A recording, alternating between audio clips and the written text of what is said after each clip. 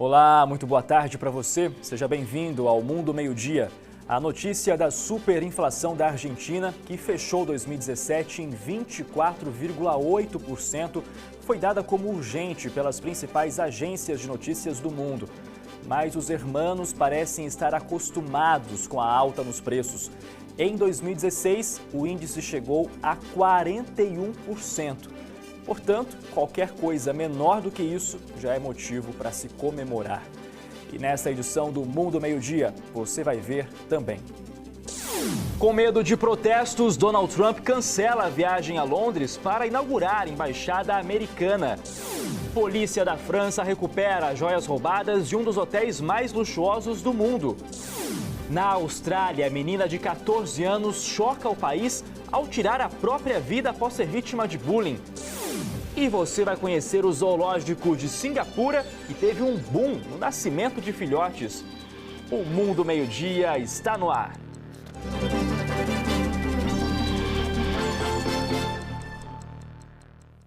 E a gente abre essa edição do Mundo Meio-Dia com a informação de que na Tunísia, quase 800 pessoas já foram detidas desde segunda-feira. E o motivo são os protestos contra as medidas de austeridade do governo. Segundo o porta-voz do Ministério do Interior, não foi registrado nenhum roubo ou ato de violência no país e o confronto entre os jovens manifestantes e agentes da polícia foram limitados e sem gravidade. Essas, portanto, as palavras do ministro do Interior. Mesmo assim, cerca de 151 pessoas foram presas pelas forças de segurança apenas ontem. O movimento denominado O que Estamos Esperando convocou uma nova mobilização para essa sexta-feira. E todas as joias roubadas de um dos hotéis mais luxuosos do mundo, em Paris, foram recuperadas. As peças são avaliadas no equivalente a mais de 15 milhões de reais. As joias foram encontradas em uma mala deixada para trás durante a fuga dos bandidos, isso segundo fontes da polícia. 2 homens ainda estão sendo procurados. 3 foram presos no momento do assalto, um deles já era conhecido das autoridades e os 5 criminosos quebraram as vitrines da joalheria que fica no saguão do hotel, que é um dos mais caros da capital francesa. A União Europeia reforçou o apoio ao acordo nuclear com o Irã, mas os Estados Unidos ameaçam romper o pacto. Vamos entender um pouco mais sobre esse assunto na reportagem do correspondente André Tal. Em frente ao prédio da Comissão Europeia, protestos contra a presença das autoridades iranianas. Na mesa de negociações, o ministro do Exterior do Irã conversou com a chefe de diplomacia da União Europeia e com os secretários de Relações Exteriores da Alemanha, França e Reino Unido. Em 2015, o governo de Teherã se comprometeu a enriquecer urânio apenas para fins pacíficos. Em contrapartida, potências europeias, Estados Unidos, Rússia e China prometeram suspender as sanções econômicas que eram impostas ao país. Mas para o presidente americano Donald Trump, o acordo firmado pelo antecessor Barack Obama é péssimo e os embargos podem ser retomados. Os europeus defendem a manutenção do acordo e temem as consequências em caso de rompimento por parte dos Estados Unidos. O Irã já ameaçou responder com força se isso acontecer. O secretário britânico Boris Johnson chegou a desafiar os americanos a apresentarem uma alternativa melhor do que o tratado já existente. O acordo atual previne que o Irã consiga armas nucleares, disse Johnson. O governo de Israel aprovou a construção de centenas de casas na Cisjordânia.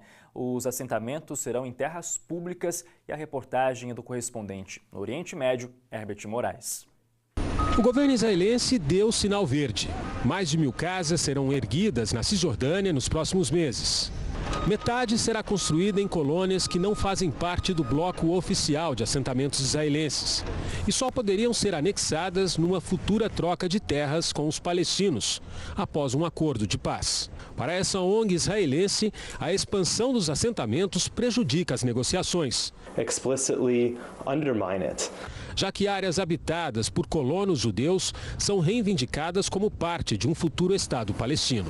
As autoridades palestinas também criticaram a decisão, mas o governo de Benjamin Netanyahu justifica que é legítimo construir em terras públicas na Cisjordânia. Segundo o ministro da Defesa de Israel, a expansão dos assentamentos vai continuar. Avigdor Lieberman prometeu que, além das construções anunciadas esta semana, outras 1.500 estão a caminho. Desde o ataque terrorista de terça-feira, que matou um rabino, líder de uma colônia ilegal, partidos pró-assentamentos aumentaram a pressão para que o governo acelerasse o processo de legalização das novas terras. O mês de janeiro está sendo marcado pelas fortes tempestades de inverno na Europa. Em Paris, o rio Sena, um dos cartões postais da cidade, transbordou devido ao grande volume de chuva dos últimos dias. As fortes chuvas que caíram sobre Paris neste mês de janeiro fizeram o Sena transbordar. As margens do rio, um dos cartões postais da capital francesa, são usadas para várias atividades de esporte e lazer durante o ano, principalmente no verão. Mas agora foram tomadas pela água. Na semana passada, a tempestade de inverno Eleanor atingiu a Europa Ocidental com fortes ventos que causaram mortes, obrigaram à interrupção do tráfego e deixaram milhares de pessoas sem eletricidade. A Torre Eiffel, que recebe 6 milhões de visitantes por ano, chegou a ficar fechada durante algumas horas. E a capital francesa fechou todos os seus parques e cemitérios durante o dia por temor de queda de árvores. Na Austrália, a morte de uma menina de 14 anos chocou o país. Dolly Everett tirou a própria vida após ser vítima de bullying. A menina era famosa por estrelar comerciais de uma conhecida marca de chapéus. O pai de Dolly, Tick Everett, fez uma postagem em uma rede social pedindo para que se tenha mais consciência sobre o problema e para que a trágica história da filha não se repita em outras famílias. Os detalhes sobre o tipo de violência sofrida pela menina não foram divulgados, mas a família afirmou que Dolly queria escapar do mal desse mundo. O funeral da menina foi realizado na cidade de Kettering e reuniu familiares, amigos e pessoas que se comoveram com o ocorrido. A gente lembra que na Austrália os casos de bullying são muito comuns, a cada 5 crianças, uma já sofreu com esse tipo de violência e, segundo o Centro Nacional contra o Bullying da Austrália, os adolescentes resistem em denunciar quando são vítimas. Não há números oficiais sobre as taxas de suicídio, porém há registros de um aumento de casos de bullying entre pessoas de 15 a 24 anos. Portanto, fica um alerta para os pais do Brasil, enfim, também acompanharem os filhos nessa situação, principalmente nas escolas, onde a gente sabe que é o ambiente onde o bullying acaba se proliferando de um modo muito mais agressivo. E logo depois do intervalo tem a nossa retrospectiva com os principais fatos da semana e, claro, as polêmicas envolvendo o presidente Donald Trump, que dessa vez usou uma linguagem vulgar ao se referir aos imigrantes. A gente volta com os detalhes já já.